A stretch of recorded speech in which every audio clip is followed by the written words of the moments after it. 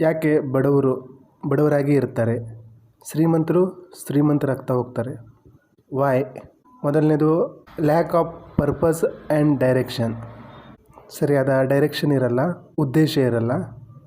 ಎರಡನೇದು lack of burning desire, ಆಕಾಂಕ್ಷೆ ಇರಲ್ಲ, ತುಡಿತ, ಬೇಕೇ ಬೇಕು ಅನ್ನೋ ಛಲ ಇರಲ್ಲ.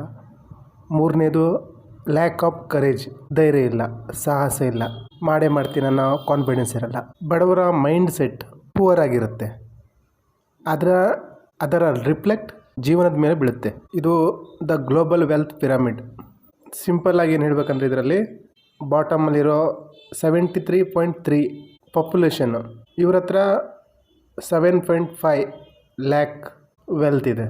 ಇನ್ನು 7.5ಇಂದ 77 ಲಕ್ಷ ತನಕ ವೆಲ್ತು 18.5% ಜನರ ಹತ್ರ ಇದೆ. ಇನ್ನು 75 ಲಕ್ಷದಿಂದ 7 ಕೋಟಿ ತನಕ ವೆಲ್ತು 7.5% ಜನರ ಹತ್ರ ಇದೆ. ಇನ್ನು $1 ಮಿಲಿಯನ್ ಆಸ್ತಿ 0.7% ಜನರ ಹತ್ರ ಇದೆ. ಇದರಲ್ಲಿ ನಾವೆಲ್ಲಿದ್ದೀವಿ? ಇಲ್ಲಿ ಒಂದು ಬ್ಯಾಡ್ ನ್ಯೂಸ್ ಏನಂದರೆ, 90% will not become a millionaire. ಬಾಟಮಲ್ಲಿರೋಂಥ ಫಸ್ಟ್ ಸೆಕೆಂಡು 90% ಆಗುತ್ತೆ. ಈ 90% ಜನ ಶ್ರೀಮಂತ ಕೋಟ್ಯಾಧಿಪತಿ ಆಗಲಿಕ್ಕೆ ಆಗಲ್ಲ. ಯಾಕೆ ಅಂದರೆ ಲ್ಯಾಕ್ ಆಫ್ ಬಿಲೀಫ್,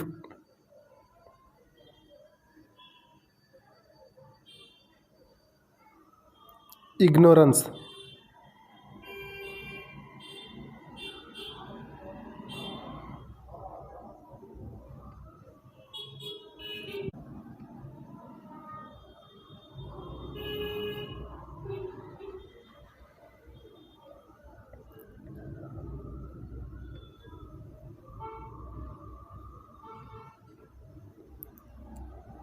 ನಂಬಿಕೆಯ ಕೊರತೆ, ಲ್ಯಾಕ್ ಆಫ್ ಬಿಲೀಫ್,